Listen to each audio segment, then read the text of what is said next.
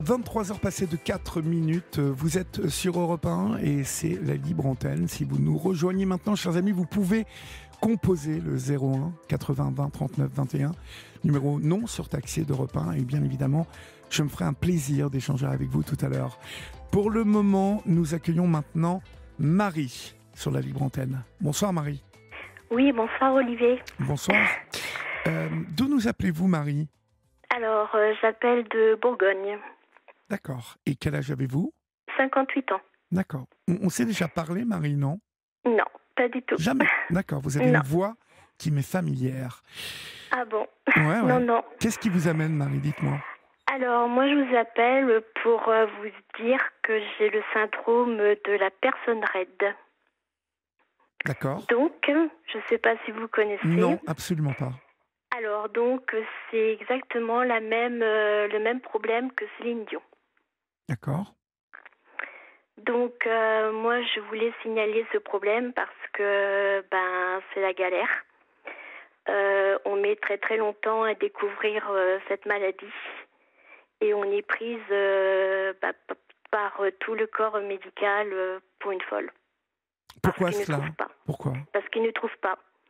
Alors, on nous fait passer plein d'examens et en fait, on trouve rien. Donc, j'ai vu beaucoup de neurologues et à chaque fois, on me fait des EMG. Donc, c'est, je ne sais pas si vous connaissez, c'est des piqûres dans les muscles, dans les nerfs, dans les jambes, dans les bras, un peu partout, pour voir si on réagit ou pas. Et alors, ils trouvaient un petit peu quelque chose, mais sans plus. Ils ne savaient pas ce que c'était. Oui. Et donc, en 2010, j'ai commencé à avoir des problèmes de marche. C'est-à-dire que, en fait, il fallait qu'on m'aide. Il fallait que 2 personnes me tiennent de chaque côté. Mhm. Sinon, je tombais. Oui. Mes jambes se raidissaient. Je ne pouvais plus avancer, je ne pouvais plus rien faire. Et donc là, le médecin commence à me dire c'est l'anxiété, c'est parce que vous êtes stressé, enfin, voilà. Et en fait, elle commence à me shooter, à me donner des anxiolytiques. Alors, c'est vrai que ça m'aide beaucoup. Mais en 2016, fauteuil roulant. Parce que là, c'est plus possible. Je peux plus rien faire. Je peux plus marcher, je peux plus rien faire. Même en m'aidant, je tombe. Et en 2018, j'ai la chance d'avoir une fille qui est dans le corps médical. Et entre 2016 et 2018, je commence à maigrir énormément. Et je perds 20 kilos. Oui. En très peu de temps, en fait. Et ma fille, qui est donc dans le corps médical, vient toujours avec moi au rendez-vous, puisque moi j'étais en fauteuil roulant. Je sais pas si c'est clair. Si, vous me si, dites, je vous vous m'aidez écoute. parce que c'est un Non, peu mais je vous compliqué écoute, pour je vous moi. écoute.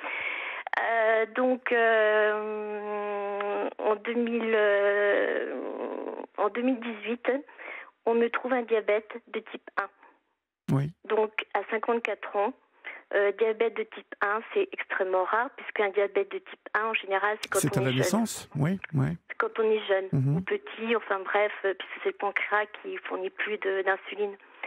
Donc le diabétologue, il m'hospitalise pendant une semaine pour m'apprendre, puisque j'ai une pompe à insuline et tout. Mais ça ne perturbe pas plus que ça. Il ne cherche pas plus à comprendre pourquoi j'ai un diabète de type 1 à mon âge. Oui. Et ma fille, j'ai sauté un truc, je crois, tout à l'heure. Ma fille qui est dans le milieu médical s'interroge quand même. Et j'ai la chance qu'elle travaille en neurologie dans un hôpital sur Paris. Et donc, en faisant des prises de sang pour le diabète, en fait, on trompe un petit peu le diabétologue et on coche une case pour trouver quelque chose dans une prise de sang. Et là, on trouve des anticorps GAD. Mais alors avec un nombre pas possible, puisque normalement, c'est en dessous de 6. Et là, moi, j'en ai plus de 2000. Ah oui, Donc, oui, ça fait beaucoup, là. ça fait beaucoup. Ouais. Ça fait beaucoup. Donc là, le diabétologue commence à s'interroger, à se dire, il commence à regarder sur Internet et tout, parce que ma fille, entre-temps, en neurologie, elle avait vu un cas un peu similaire à moi. Une personne qui avait les mêmes symptômes que moi, qui avait du mal à marcher, qui d'un seul coup ne pouvait plus avancer et tomber. Parce qu'en fait, on tombe. Et donc, ce diabétologue me fait une lettre pour un neurologue, donc dans l'hôpital où travaille ma fille. Et là, j'ai rendez-vous avec ce neurologue qui trouve quand même un petit peu anormal mon nombre d'anticorps GAD, parce que c'est des anticorps GAD que ça s'appelle. Alors, on a des anticorps GAD pour un diabète de type 1, mais c'est pas les mêmes pour le syndrome de la personne raide. C'est pas du tout pareil, c'est pas les mêmes anticorps GAD. Et donc, du coup, il me faut hospitaliser. Donc, je passe une batterie d'examens pendant une semaine et on me fait une ponction lombaire. Et la ponction lombaire, il faut encore attendre 1 mois parce que c'est envoyé à Lyon et ensuite encore à Paris. Et 1 mois après, on m'annonce que donc j'ai le syndrome de la personne raide. Voilà. Le syndrome de la personne raide. D'accord. Voilà. C'est exactement la même maladie que Céline Dion a. C'est exactement la même. Donc cette maladie vous donne d'autres maladies avec. Oui. Donc moi, ça m'a donné un diabète de type 1. Ça donne souvent un cancer. Ça peut donner aussi des problèmes au niveau thyroïde. Enfin, c'est une maladie grave, quoi. Ouais, et vous n'avez aucune idée de l'origine de cette maladie, en plus, je suppose. Alors, c'est une maladie auto-immune. Enfin, qui disent, parce que pour l'instant, en fait, ils ne savent pas d'où elle vient. Oui. On ne sait pas la guérir. On nous soulage, parce que, en fait, ça nous fait des spasmes dans les membres. Alors, inférieur et puis supérieur. Alors, moi, comme me dit le neurologue, je suis un cas très très rare, puisque moi, je suis touchée qu'à la jambe gauche. Je ne suis pas touchée ailleurs. Mais alors, quand on a des spasmes, on est carrément, ça peut nous arriver par terre. Et là, impossible de se relever. On peut rester une journée comme ça, bloqué par terre et à hurler de douleur. Je veux bien vous croire, oui. C'est catastrophique. Comme je disais à Florian tout à l'heure, un accouchement à côté, c'est rien du tout. Bon, j'ai plusieurs fois, on m'a relevée. J'ai la chance aussi d'avoir un fils qui est pompier. Donc, plusieurs fois, il est venu. Bon, il a quand même l'habitude. Et je peux vous assurer qu'il avait du mal parce que moi, j'hurlais de douleur. Oui, oui. Donc, et dans le lit, je n'arrivais plus du tout à me lever du lit. À me tourner dans le lit, je restais sur le dos et je bougeais plus parce qu'en fait, je pouvais plus rien faire. C'était affreux. Et personne personne ne vous croit, vous dites ? Non, personne ne m'a cru. J'ai passé des EMG, j'ai fait une scintigraphie, on m'a envoyé voir un psychiatre. Elle, par contre, la psychiatre, a eu un doute. Parce que cette maladie vous prend dans le tronc, en fait. Ça vous paralyse à la base du tronc et ça descend dans les jambes au départ. Et cette psychiatre m'a demandé si j'avais pas eu une péridurale ou quelque chose dans le dos. Oui. Donc je lui dis si, j'ai eu une péridurale, mais bon, il y a très très très longtemps. Oui. Et puis ça allait très très bien, quoi, pas de problème. Mais elle a eu quand même un doute. Mais sinon, toutes les autres personnes que j'ai vues, parce qu'on m'a envoyé voir un ORL, parce qu'on pensait que c'était éventuellement dans les oreilles, enfin qu'il y avait un problème d'équilibre. J'ai vu un rhumatologue. Les neurologues, n'en parlons pas. À chaque fois, ils me disaient je trouve quand même quelque chose dans l'examen d'EMG, mais je ne sais pas ce que c'est. Et le dernier que j'ai vu dans ma région a osé me dire Donc j'étais en fauteuil roulant ce jour-là. Et il me dit, en fait, qu'est-ce qui vous dérange? Je l'ai regardé, j'ai regardé ma fille et je lui dis, ça paraît évident, le fauteuil roulant. Mais oui, c'est fou cette question. Je sais pas, c'est pour un neurologue, je sais pas, ça paraissait évident et je suis ressortie, j'étais hyper en colère parce que je me suis dit, mais c'est pas possible, quoi. Et en fait, c'est grâce à ma fille, qui est infirmière, qui a eu ce doute. Et du coup, on a trouvé ça. Donc, il n'y a pas de guérison. Actuellement, il n'y a absolument pas de guérison. On ne sait pas guérir. On ne sait pas d'où ça provient. Moi, j'avais peur que ça soit héréditaire. Alors, ils me disent que non, parce que j'ai 2 enfants, donc je voudrais pas qu'ils chopent ça. J'ai 2 petits-enfants en plus. Ils me disent que c'est pas héréditaire, mais en même temps, ils savent pas d'où ça vient. C'est fou ça. Donc, Puis ils ne savent pas la soigner, surtout, je suppose. Ils ne savent pas la soigner. Alors, ils ont des traitements pour nous empêcher d'avoir mal, mais c'est tout. On ne guérira pas. Actuellement, on ne guérit pas, puisqu'on n'est que 1% sur 1 million à avoir cette maladie. Donc moi, où je suis suivie à Paris, ils n'ont que 2 cas. Mais à partir du moment où une star comme Céline Dion est atteinte de ce mal, savez-vous s'il y a obligatoirement eu des recherches entamées aux États-Unis, là où elle est, puisque il me semble qu'elle habite dans la région de Las Vegas, elle. Oui. Mais savez-vous si en France on connaît cette maladie quelque part dans un hôpital Alors, ils connaissent sa maladie parce que c'est international. Ils font quand même des réunions, enfin bref, tout ça. Ils connaissent la maladie, mais je veux dire que non, ils ne savent pas du tout la soigner. Céline Dion, après, je sais pas elle. Après, on voit plein de choses sur elle. Catherine, qui a une sclérose en plaques, nous appelle au standard d'Europe 1 et vous demande si vous avez opéré une ponction lombaire qui vous aurait permis peut-être d'éviter un errement. D'accord. Et qu'est-ce qu'elle a donné, cette ponction lombaire? La ponction lombaire, justement, c'est elle qui a donné des marqueurs. Oui. Et qui a trouvé des anticorps GAB. Et c'est grâce à ça qu'on a su. Alors c'est pas tout à fait la même chose que la sclérose en plaques, parce que nous on a des anticorps GAD.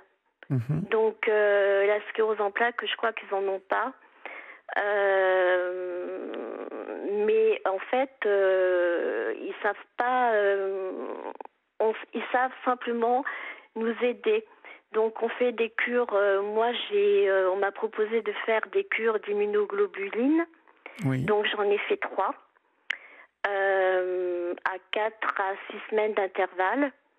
Le problème, c'est que ça se passe très bien là-bas quand j'y vais, il n'y a aucun problème. On est à peu près 6 heures avec le bras tendu. Enfin voilà. Ça se passe très bien, j'ai pas de fièvre, rien du tout. Et quand je rentre chez moi, à peu près 8 jours après, j'ai de la fièvre pendant une journée. Et le neurologue a décidé d'arrêter les cures parce qu'il me dit que, étant donné que je fais de la fièvre, c'est dangereux, je peux à tout moment faire un AVC ou une crise cardiaque. Donc il a arrêté. Il veut plus m'en faire. Ah oui, carrément. D'accord. Ouais. Donc après, il y a une autre solution, c'est l'échange plasmatique. L'échange quoi? Plasmatique. Donc en fait, on filtre le plasma. Donc, alors c'est tout un bazar. Alors comme moi, je n'habite pas du tout dans la région parisienne, il aurait fallu que je sois hospitalisée pendant 15 jours. Ils le font à peu près 4 fois, 5 fois en 15 jours. Et ils savent pas si ça marche ou si ça marche pas. Et comme j'ai pas les veines, à force mes veines sont abîmées, parce que par les cures, par tout ça. Oui. Donc,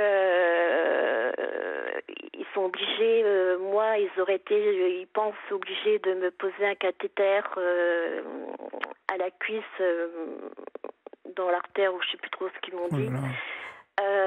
Donc, et puis, bon, bah, ma fille, bon, elle n'est pas médecin, mais bon, des fois, les infirmières sont plus douées que les médecins.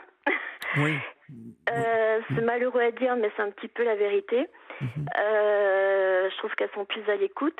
Et elle n'était pas très très d'accord pour qu'on me le fasse, parce qu'elle me dit moi j'ai vu des gens qui ressortaient, qui étaient encore plus qui avaient plus de Abîmé. maladies encore Ah oui. que j'ai là, quoi. Donc du coup c'est non. Il y a autre chose qui m'a proposé, et que là c'est un dilemme, parce que c'est un choix que je dois faire, parce que je l'ai vu la semaine dernière. C'est du rituximab. Donc ça, c'est un genre de chimio, en fait. Mhm. Donc, alors il me dit que bon, ils nous disent pas toujours la vérité. Ils en sont très très loin. Après, moi, je suis pas trop d'accord avec ça. Si en plus ils ne sont pas sûrs de l'efficacité d'une chimio, vous voyez, vous n'allez pas quand même vous lancer dans une chimio sans être sûr de l'utilité de faire une chimio. Voilà.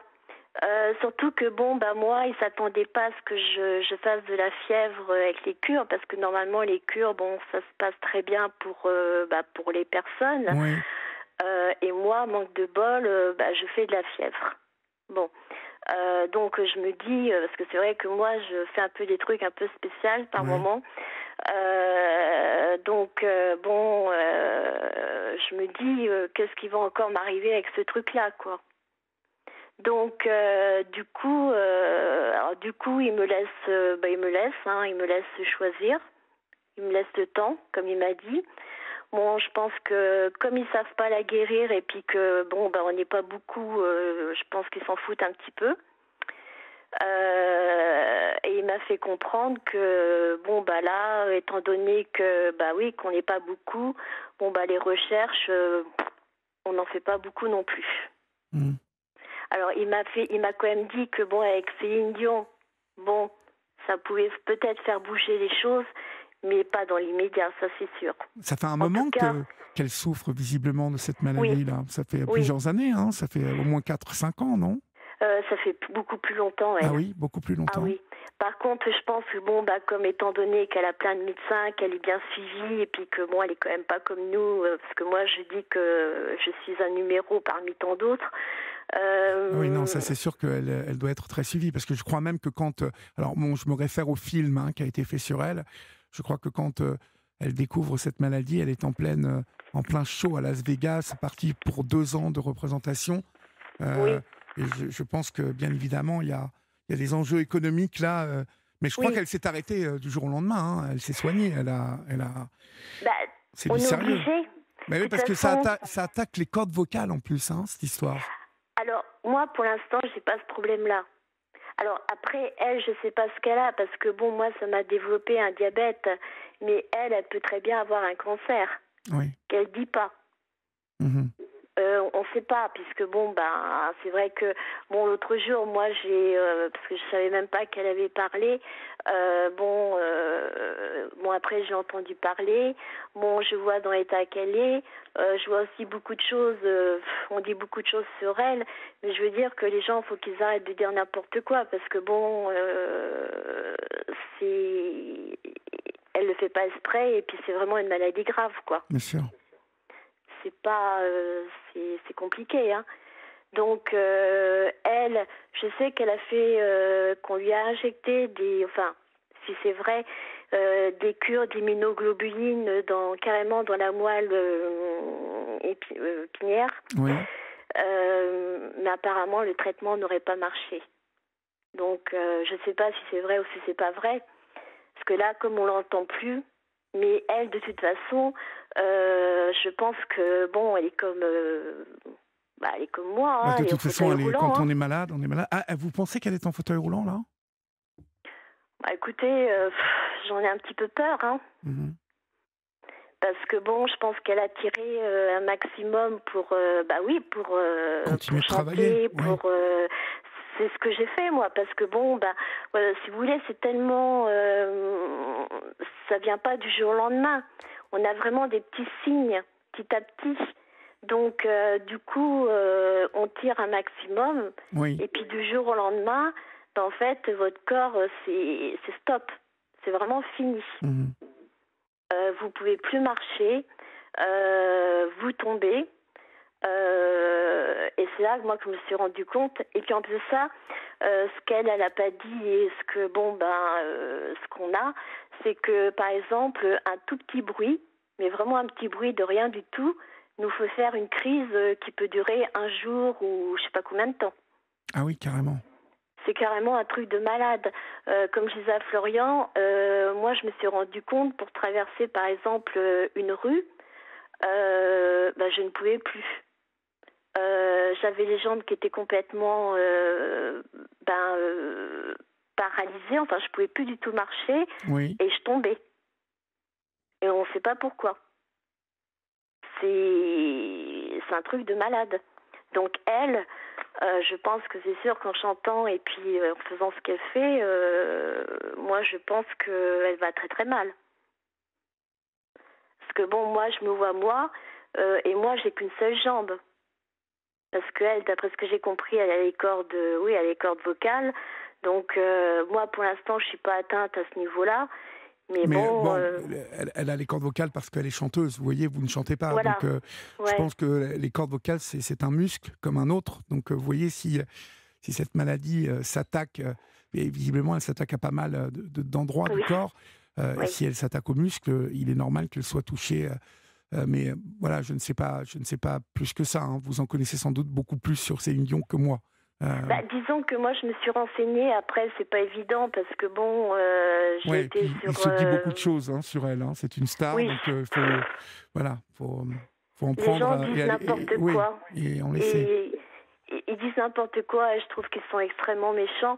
Ce que moi j'ai connu, hein, parce que moi tous les spécialistes, tous les médecins que j'ai vus et tout, franchement, moi j'ai mon médecin que j'avais depuis 30 et quelques années. À chaque fois que je le voyais, il me disait vous marchez encore pas. Mais je peux pas. Eh oui, vous ne pouvez pas, ouais. Ouais. Je peux pas, je tombe. Mais ces médecins pensent toujours que vous faites du cinéma ou que Oui, c'est oui, fou ça, c'est fou. oui. Mais je peux vous assurer, on m'a même dit, mais pourquoi t'écris pas un livre? Parce que tout ce qu'on a pu entendre, mais c'est même lamentable de la part du corps médical. Et moi, je leur en veux. Moi, c'est méchant, mais je leur souhaite qu'une seule chose, c'est qu'ils aient la même maladie. Ah, non, il ne faut pas souhaiter le mal aux autres, mais vous avez raison, c'est normal que ça vous mette en colère. On va marquer une pause, Oui, Marie, et puis je vous retrouve dans quelques secondes, d'accord? oui. À tout de suite. Vous aussi, venez vous confier à Olivier Delacroix au 01 80 20 39 21.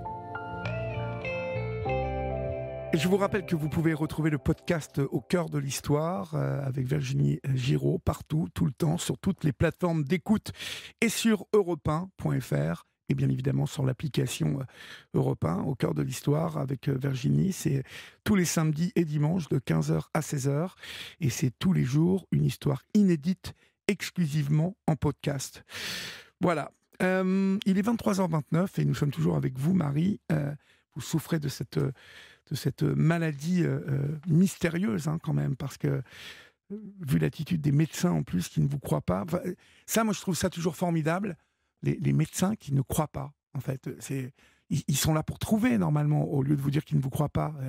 Ouais, et puis je me souviens d'un neurologue, l'un des premiers que j'ai vu, un jour il nous dit les petits oiseaux vont s'envoler un jour. Et on s'est regardé et je me suis dit mais qu'est-ce qu'il veut dire? Bah, je pense C'était n'importe quoi. il se foutait un peu de vous, quoi. Voilà ce qu'il Oui, il se voulait foutait dire. de moi. Bah oui. Mhm. Mais c'est terrible, ça résonne. C'est terrible parce que la seule qui m'a vraiment cru, c'est la psychiatre qui m'a dit mais vous n'êtes pas folle, loin de là. Elle me dit il y a autre chose. Elle me dit je sais pas quoi parce que bon ben voilà, mais elle me dit il y a autre chose. C'est quand même terrible de pas vouloir me croire quoi. Je veux dire et moi le fameux médecin là que je connaissais depuis 30 ans. Oui. J'ai eu la surprise il y a 2 ans, 1 an, qui m'a envoyé une lettre comme quoi il voulait plus me voir, qu'il me prenait plus. Il m'a carrément envoyé une lettre parce que moi au bout d'un moment je lui ai répondu parce que j'en avais marre qu'ils me disent que je marchais pas. Je comprends. Alors que je pouvais vraiment pas. Et puis quand c'est comme ça, il y a le stress qui joue et c'est encore pire. Parce que vos jambes, enfin tout au moins la mienne, c'est terrible. Ça se coince et on casserait l'os, on casserait tout. C'est terrible. Et moi, quand on me sort des trucs comme ça, bon ben forcément, je suis cash et je lui répondais, je lui disais, mais attendez, mettez-vous à ma place, quoi. Donc ce docteur n'a pas été content et il m'a carrément viré. Il m'a écrit une lettre et il m'a viré. Allez voir quelqu'un d'autre. Ah oui, carrément. Bon bah comme oui, ça. Oui, carrément. Ouais. Donc, pour trouver un médecin, il m'a dit de toute façon, vous êtes soigné sur Paris. Pour le diabète, vous êtes soigné. Donc, il n'y a aucun problème. Débrouillez-vous. Mais comme je dis, si j'ai une angine ou quoi que ce soit, je fais comment, quoi? Je vais aux urgences. Oui. C'est affolant, quoi. Ah non, donc, mais c'est affolant. C'est affolant, c'est le mot. Et moi, je leur en veux. Moi, c'est pour ça que je voulais témoigner parce que je suis vraiment extrêmement en colère contre eux parce que ils savent pas et en plus de ça, ils se permettent de dire des choses parce que les victimes, c'est quand même nous, c'est pas eux. Bien sûr. C'est nous qui sommes malades parce que moi, comme je dis, ma vie est détruite, j'ai perdu mon boulot, je peux plus conduire, je peux plus sortir. Je peux pas aller chercher mon petit-fils à l'école, je peux plus rien faire. Non, mais ce qui est fou, c'est que personne ne vous reconnaisse parce que du coup, comme aucun médecin ne veut vous reconnaître malade, vous bénéficiez de quoi? Alors, je suis en invalidité. Vous êtes quand même en invalidité? Je suis en invalidité. J'ai eu cette chance-là parce que je suis tombée vraiment sur un médecin de la Sécu qui était sympa et qui m'a vraiment mis, qui a bien vu que bon, je trichais pas. Par contre, pour la MDPH, à la maison c'est compliqué parce que moi mes enfants sont grands, sont partis. Oui. Moi je vis toute seule, je suis séparée et faire passer l'aspirateur en fauteuil roulant, c'est pas évident. Et donc moi la MDPH m'a répondu vous avez qu'à acheter un robot, un aspirateur robot. J'ai dit ok, d'accord. Avec quel argent, quoi? Parce qu'il faut quand même savoir que moi, ma pension, parce que je touche une pension d'invalidité qui est petite. Alors j'ai eu la chance quand je travaillais on a fait avec mon travail, on avait fait avec la mutuelle. Vous savez, on compensait si on était malade ou quoi que ce soit, ça compensait. Ça, je sais pas si vous comprenez. Oui, ça assurait ce qui manquait. Voilà, en fait. Le salaire, ouais. Voilà. Et si on avait un problème comme ça, de grosses maladies et tout, ils nous versaient quelque chose. Mais le problème, c'est que moi, ils vont me verser jusqu'à 60 ans. Et après 60 ans, j'ai plus rien. Oui. Donc, la pension d'invalidité, je sais pas comment ça va se passer. Et la MDPH, étant donné que je n'ai pas 60 ans, je n'ai pas droit à une aide à domicile. Donc vous n'avez le droit à rien en fait, en gros. Alors, moi j'ai la chance, c'est que comme je travaillais en tant qu'aide à domicile, je connaissais où je travaillais, donc la personne a réussi à me faire avoir 4 petites heures par mois par la Sécu. Mais bon, c'est pas beaucoup. Puis je veux dire, au niveau des courses et tout, c'est tout un problème parce que bon, ma fille vient faire les courses. Bon, mon fils quand il peut, parce que bon, c'est pas toujours évident, il vient. Enfin bref, tout le monde se débrouille pour m'aider en fait. Bien sûr. Et ça, les médecins, quand on leur dit, ça leur passe vraiment au-dessus de la tête. Hein. C'est pas leur problème. C'est fou qu'ils réagissent comme ça quand même. Ah moi je vois glaçant bien, hein. Quand même. C'est glaçant d'entendre cette réaction. Ouais. Et puis on sent bien qu'ils s'en foutent, on le sent, ils le disent pas mais on le sent. Quand je vois l'autre qui me vire au bout de 30 ans que je le connais, je me dis mais c'est pas possible. C'est fou. Il faut voir la lettre qu'il m'a écrite, faut voir un petit peu bon, je l'ai signalé à l'ordre des médecins, mais il se couvre. Donc ça n'a rien fait.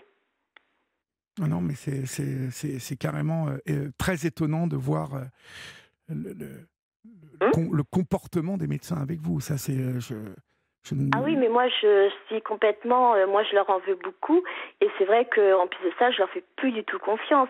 Là, le neurologue, la semaine dernière, comme je lui ai dit, c'était le seul en qui j'avais vraiment confiance. Bon, j'ai compris qu'il me disait pas tout.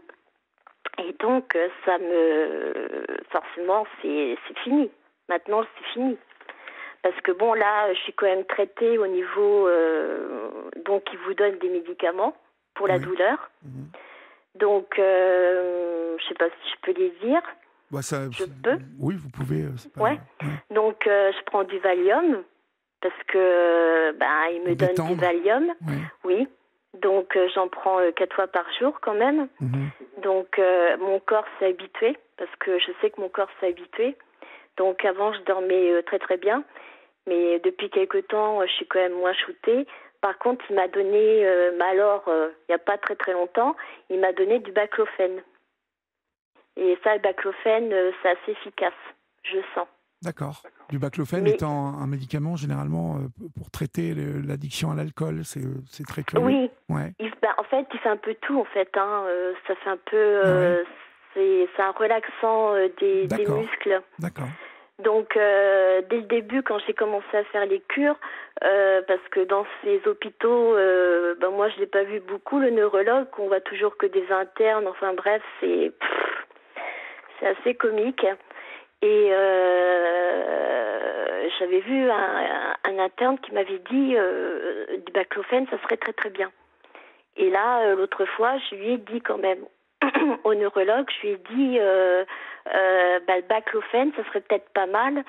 Elle me dit oui, je peux vous en donner. Mais ça lui venait même pas l'idée. Alors que bon, moi depuis que je le prends, je sens quand même une différence. Après, je marche toujours pas, hein, mais je veux dire que j'arrive quand même. J'ai moins mal. Ouais. C'est différent quand même. Donc c'est pour ça que bon, je voulais que ça se sache, parce que je trouve que là, il y a bientôt le Téléthon qui va arriver, et alors j'ai rien contre, hein. Mais je veux dire que bon, ce serait bien qu'on se penche là-dessus, et je remercie beaucoup Céline Dion d'en avoir parlé, ça c'est sûr. En tout cas, l'appel est lancé, ma chère Marie. Merci de nous avoir appelé ce soir sur l'antenne d'Europe 1. J'espère pour vous que les choses vont avancer. N'hésitez non, pas. Ça guérit pas. Non, mais au moins qu'on va trouver, que vous allez trouver des médecins qui vont s'occuper de vous et qui vont vous prendre en main. Voilà. Et à partir de ce moment-là, ça arrangera quand même votre statut, vous voyez, de malade, et les remboursements et tout ce qui suit derrière, parce que ça, c'est important pour la suite des événements. Donc, ne manquez pas de nous tenir au courant, en tout cas. D'accord ? Ok, il n'y a pas de problème. Courage à vous, Marie, et merci de votre appel. Au revoir. Merci, au revoir.